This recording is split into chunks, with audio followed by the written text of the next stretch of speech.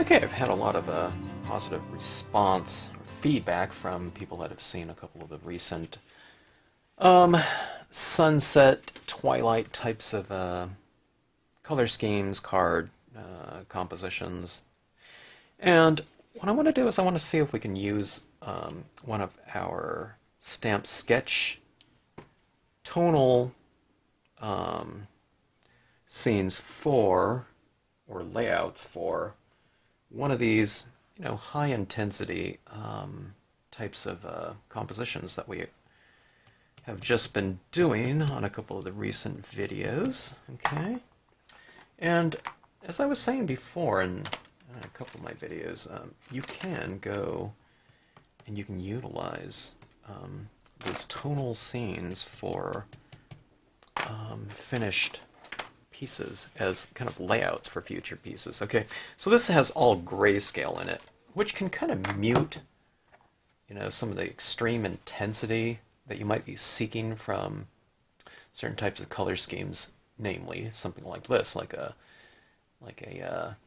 sunset scene full of deep saturated tones. But let's see what we can do here, even with that kind of lighting scheme already established. If we can do it on this scene like this, then it's going to give us a really big head start for some of the or for any lighting scheme we want to apply. Okay, so what I'm talking about is, in other words, if we can do these tonal types of exercises like this and get all of the lights and darks already established on here, then we're more than halfway home in terms of adding color to these scenes to finish them off.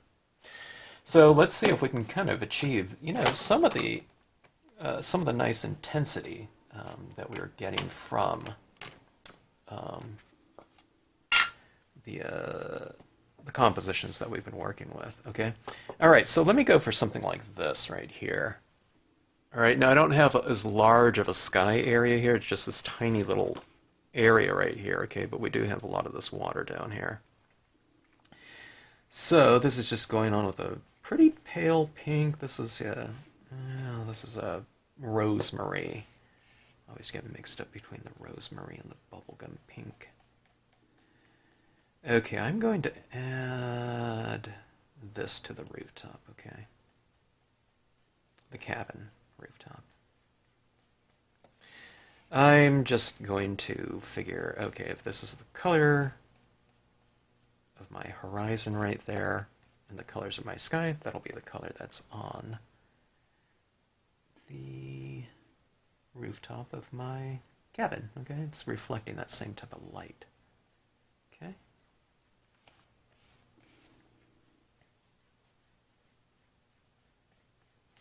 Now we don't have to do too much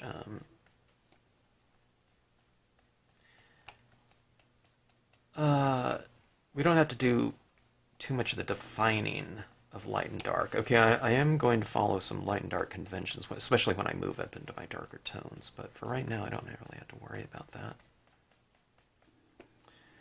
Because we've already established a lot of that with our gray and black that we used in our lighting lessons.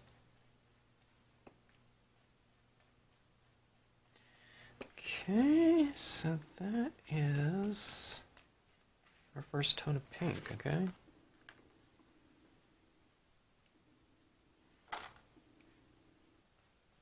I'd say kind of getting there, but not really. This is just the first color, so what I'm doing is I'm kind of establishing a base coat of tone, okay? I'm used to leaving this area in here a lot lighter, okay, but this is kind of represent, I don't know, maybe the sun's kind of farther down on the horizon this time, so I'm not going to leave a lot of light coming across there, but it will be lighter, in some of this area still than the darker areas, okay?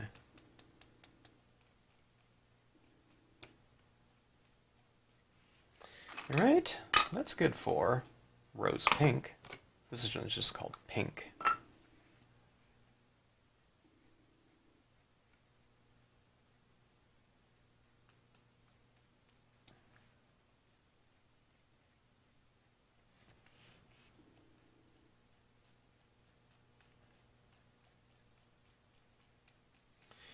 And the Marvy pink is a really bright pink.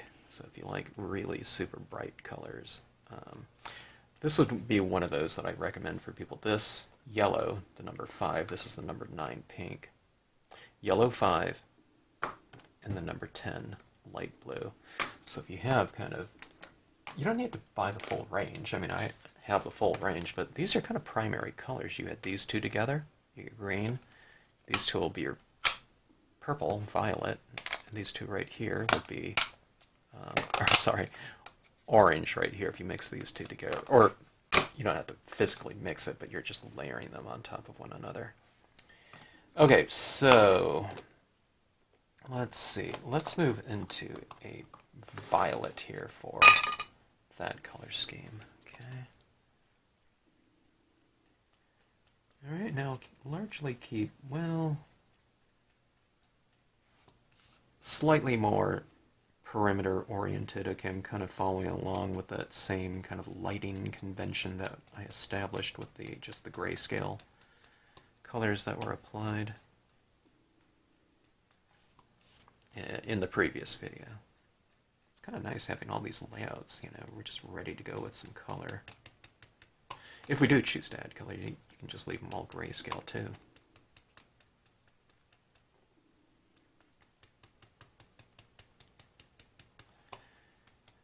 Okay.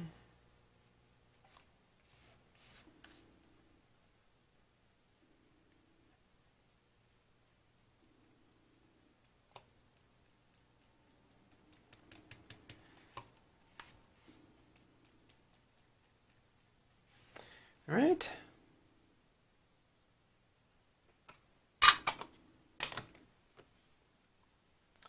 Should we use a little bit of red or anything? I don't see any red in this one. Okay, let's try to stick with that. Okay. There's blue in this one, but I don't have very much room in this one in terms of the sky, so. Let me see. Okay, this is Prussian blue here. Okay, Prussian blue over pink will give me a kind of a darker violet. Okay, this is another one of my favorite Marvy colors right here, Prussian blue. It's dark blue, practically black.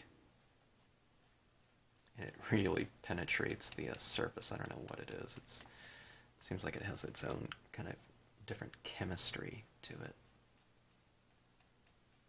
from the other Marvy inks.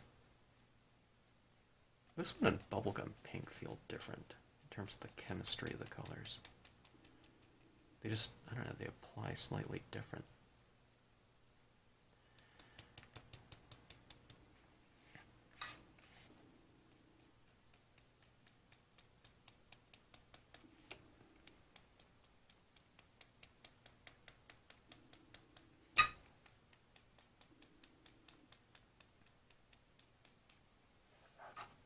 Okay, kind of coming around in terms of the kind of more extreme forced lighting.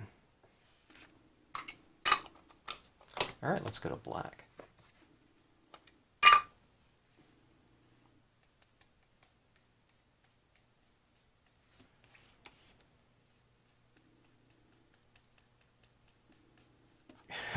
If I didn't mention it, that little post-it note right thing there is how I got that sun, so it's just providing me a kind of a mask.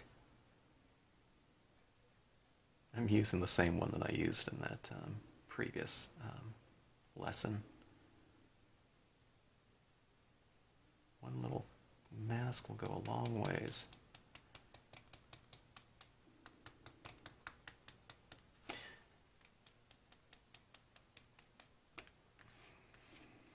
Okay.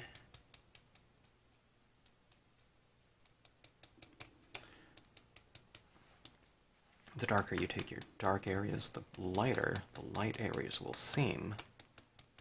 appear by contrast. Okay. Adding some shade underneath my waves here.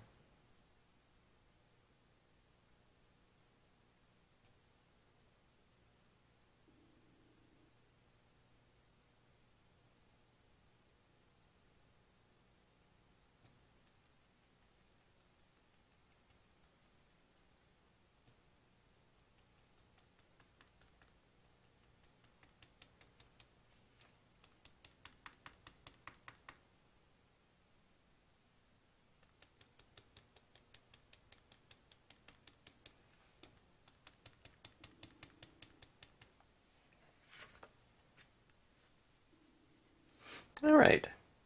I think it might be time for some kind of orangish yellow tones in here.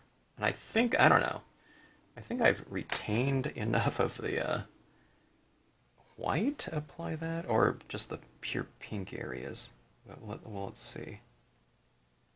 All right, taking off my little mask here.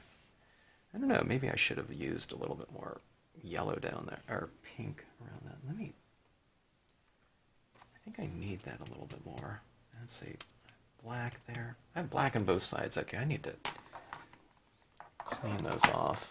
Or here, let me just use a paper towel. It's like your perfect applicator in a pinch. Or, it doesn't even have to be in a pinch. You can just use it as your main applicator. And it's like a finger painting or something like that. Okay, this is rose pink here. And I'll just go right up to that. Like so.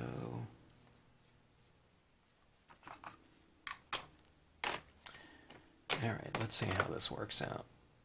We'll just go yellow. Let me use a clean part of this paper towel. Okay, quick change right there. You have a brand new applicator. Okay.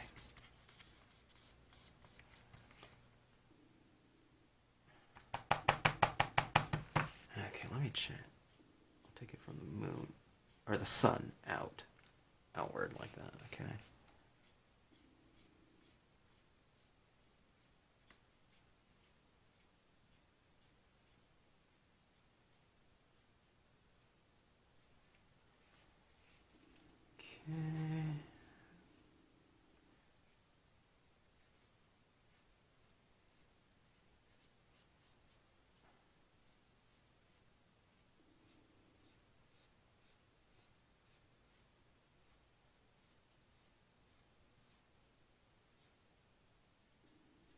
A little bit on the rooftop.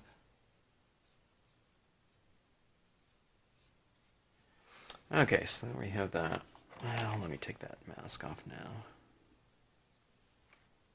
I can even use it again if I want that kind of size. Okay.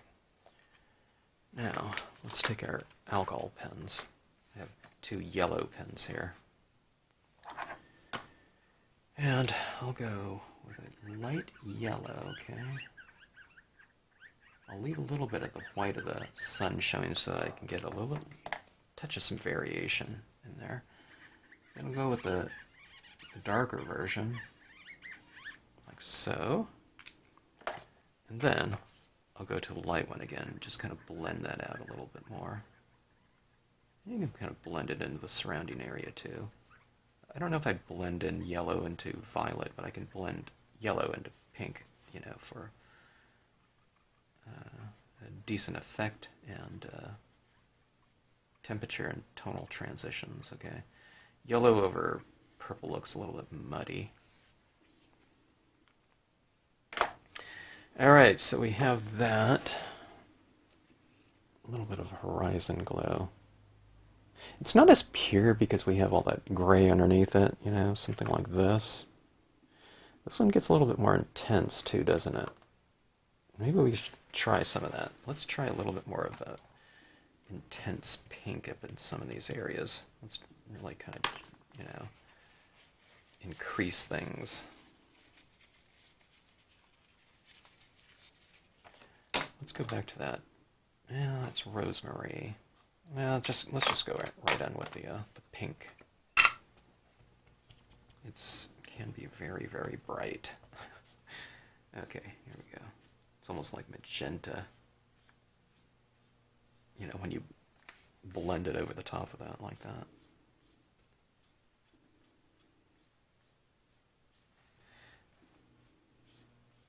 Okay, it's a little bit more intense up there, isn't it? Right in there. I think it looks pretty good, though. I'm not usually working with such extreme intensity like that, so a little bit different than what I'm used to looking at. And really not only what I'm used to looking at, but what I'm used to kind of going after.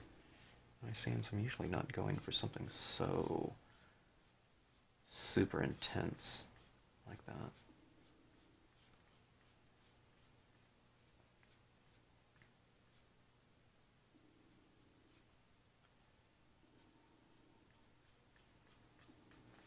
Okay, how's that? It's pretty crazy in terms of the intensity. It's definitely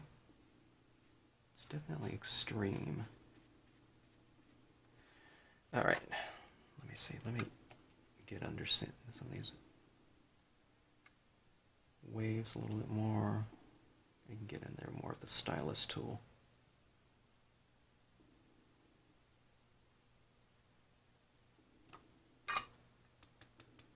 It's not really darkening things too much, but it's making some of the areas a lot brighter. It's it's super hot of a color.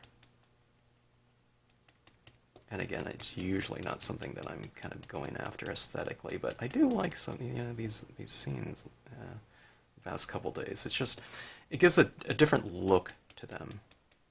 Normally, I like to go in and add in a lot of white pigment ink to kind of give things a nice frosty, kind of mellow look to them as well. But I do like this look. Look at that. It's like we just jacked it up, and turned up the lights or something like that. We turned up the intensity quite a bit with this additional layer of pink in here. Let me go in here.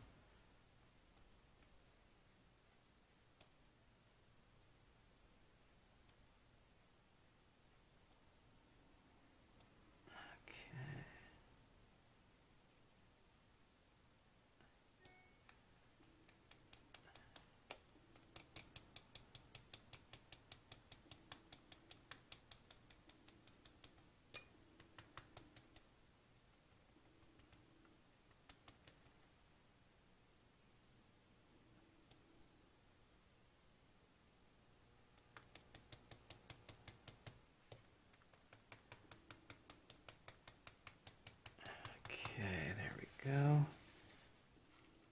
Boy, that is really intense, that's for sure. That glow. It's becoming a lot darker than I envisioned. Let's get some of this black underneath this, some of those waves to define the waves a little bit more. You got a little bit more shadow underneath the crest. And that's the way it's drawn too, so you can just kind of follow the design, look for darker areas in the design, and it'll tell you, it's basically, you can take your cues and where to add additional tone. It doesn't have to be invented, okay?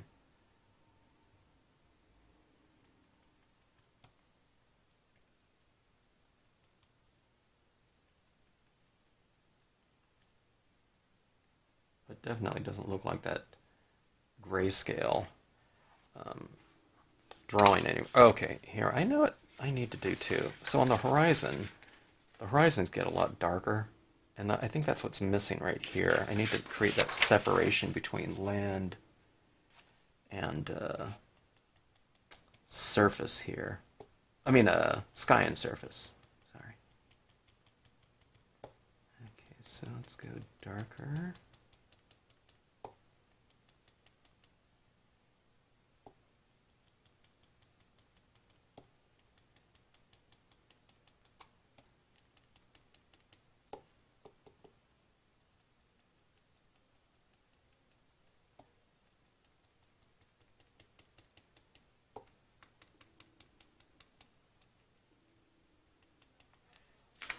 Okay, that looks better, doesn't it?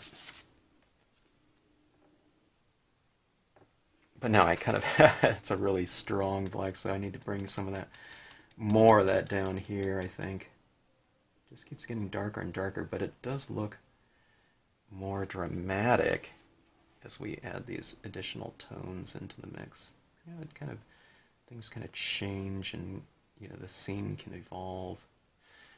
I mean, the scene composition isn't evolved, but it's like the color and lighting scheme of it all.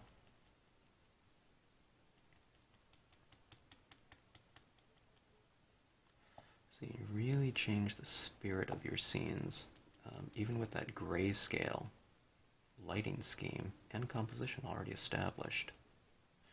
That's what's the fun thing about scenic stamping. I mean, you can, I don't know, you can start a scene off, let's say we're doing the sunset. I mean, a sunrise, you can probably do something where it's like some kind of sunrise scene, and then you can transition it into kind of a noontime scene or something like that and keep working with it, and it suddenly looks like it's like this one, like extreme sunset.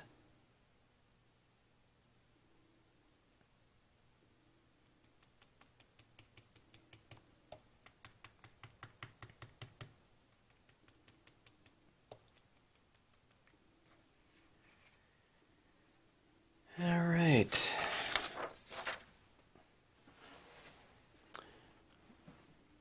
Fairly dramatic, to say the least. All right, let me see if we can do something here now. Let's take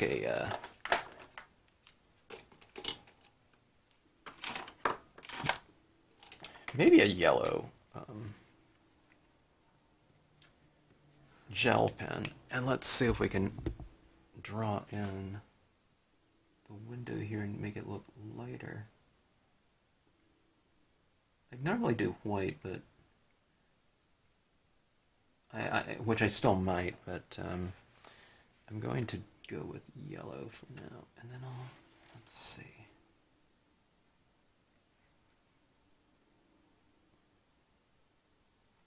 I'll kind of put it down there in the water like it's reflecting down there in the water. I don't like that as is, though. I kind of need to. Let's see if we can kind of transition those yellow tones in here a little bit. Yeah, it's still a little wet, so I can kind of streak them a little bit, just so they're not so apparent. Okay, so there they are right there. So that kind of lighting coming from that cabin window like that. I don't know, I could have left them a little bit lighter, but that looks okay, I think. Let me put a couple little sparkles on the water. Specular light. It's like the last light of day type of thing. And let's do something here. Let's add a little bit of foreground to this piece. I think we can contribute a little more drama into the scene by adding a couple more foreground elements. Let's just stick to some of these leaves that were used in this scene. But I'll use it as like a bush, coming from low. There's already some reeds in there, but I use the smaller version of them, so they're not as apparent. I could use the larger version as well, but let's go with these leaves right here. This is 399E as in Edward. It's one of my favorite designs, or has come to be one of my favorites.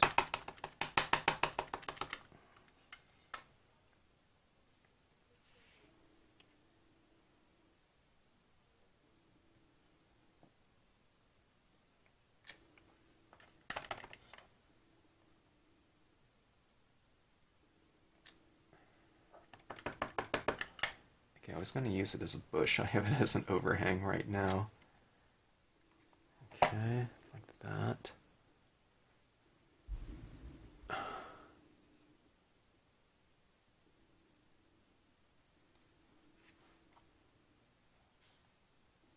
I can have it down here as well, but let's see.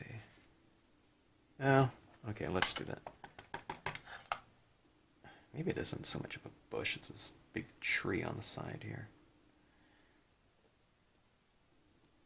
Nice and steady with those impressions.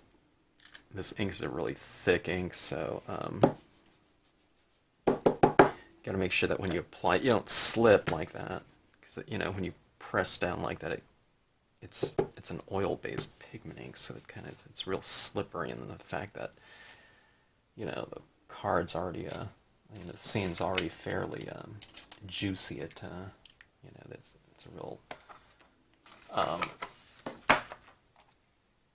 don't know, consideration when stamping something out over the top of it. It doesn't smear. All right, I want those reeds down here. I think that would look better than those leaves. So let me see. I need to find that stamp. Okay, I had this gigantic kind of Jenga style pile of stamps on my desk. I cleared everything out just to get some more breathing room recently, but there's certain stamps that I use all the time. Okay, this one's reeds. It'll give me a little bit more foreground. Just a nice light, easy pressure. I even have a video on how to stamp this out so that when you stamp it, you don't want to get like these, you know, little, let me see if I can do it here, like real smashy, you know, tops. I know that's snapping out fairly crisp, but if someone moves it, like I said, on a kind of a slick piece of paper or something like that, you know, you can potentially get a little bit of, you know, smeared type of impression, or if you put too much pressure on the, you know, the tops of those images, it could give you this kind of wider tip like that instead of the sharp tip that it is. So light, even pressure. All right. So there we have it. I think. I want to stamp some little figure in there. I think it would look really cool. Okay, let me see. Let me pause once again. It's like the perfect position for one of my canoeists or kayakers or something like that. Let's see if we can find something for that.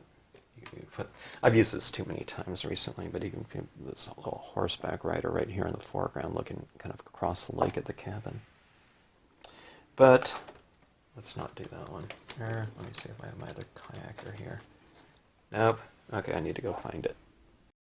Okay, kayaker.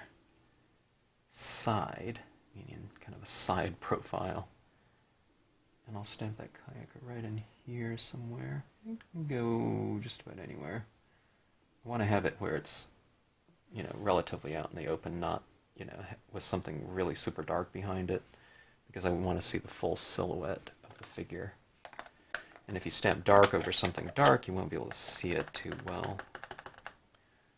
Alright, so that's what it looks like right there. It always seems so kind of cool and kind of a romantic notion to be, you know, going for a nice afternoon, after work paddle. When I think about it, the places where they've done that, go out after work, kind of upstate New York, the Seattle area, you know, those northern areas like that during the summertime. I don't know. I mean, it's like light still at like 9 p.m. So, or at least with some residual twilight light, you can really go out for quite a while after working a day and eating dinner and stuff like that, and just, you know, going out for a fun little paddle. But anyways, see that right there? Kind of becomes like a nice focal point of the scene. Got a lot of deep saturated tones, okay? I mean, it doesn't look like this one. This one has a lot more blues in it. This one has a lot more pink, okay? But it's still related. Now, in the photograph on this one, there was a lot of blues, so I've used a lot of blues, but I didn't have a lot of, you know, area up in the sky, so I just kind of kept it to that area like that. And of course, this one's working around that little sun, too, as opposed to this kind of more twilight haze, you know, residual light. But kind of another look with, you know, some extreme saturated tones. And I put a little bit of, you know, touch-ups in here, you know, with that yellow gel pen and things like that in there. But I don't put things like